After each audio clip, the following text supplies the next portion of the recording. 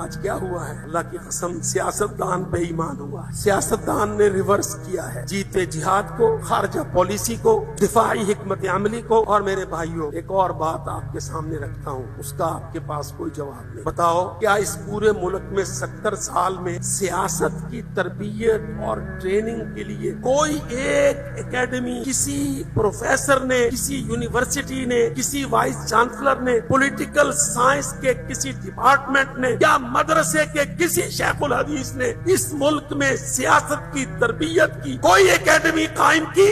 فیصل آباد ٹیکسٹائل کا شہر ہے نا، وہ 30-40 سال پہلے ہوتے تھے کھڈیوں والے، لوموں والے، اب نہیں ہوتے. اب ہمارے بڑے بڑے صنعت کار، کاٹنسٹ، جنرس، ونر اپنے بچوں کو ٹیکسٹائل انڈسٹری میں ٹریننگ دیتے. کیوں بھائی؟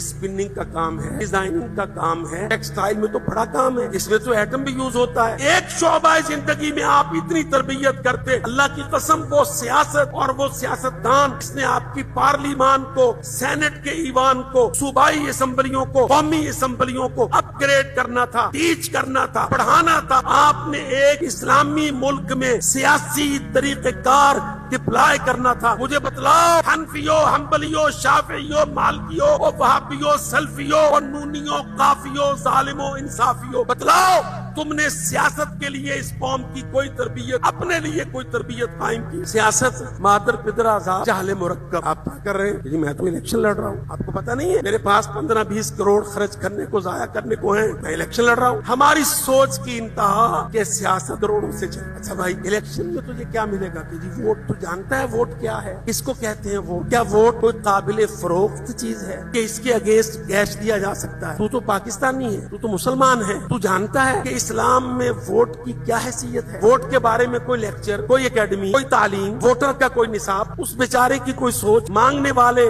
دینے والوں کا کوئی کرائیٹیریا، سٹینڈرڈ آپ بتلائیے. کیا یہ لازم نہیں تھا کہ ہم اس ملک میں اپنی پارلیمان کی تعمیر کے لیے جو اینٹیں، پتھر، سیمنٹ، گارا، بجری ہم نے استعمال کرنی ہے اور جس کا نقطہ آغاز ووٹ ہے، ہم پاکستانیوں کو ووٹ پڑھائیں؟ تجھے کتنے مل جائیں گے؟ کہتا جی برادریاں ہیں، دھڑے ہیں، میں 1 to 5 بانٹوں گا، 70 پھینکوں گا، بڑے بڑے دھڑے والے کو رولے دوں گا، میں ووٹ لے آؤں گا. اور یہی پریکٹس ہے. اور سمجھا یہ گیا ہے کہ نہیں یار، ہم لوگ تراویح کے مسئلے پر لڑیں گے، چاند پر لڑیں گے، فلانی مسئلے پر لڑیں گے، سنت بدعت پر لڑیں گے، ووٹ کو ٹچ نہیں کریں گے. اس پہ نہ کوئی قرآن، نہ حدیث، نہ آیت، نہ کوئی شرعیت. یہ نتیجے ہیں اس کے.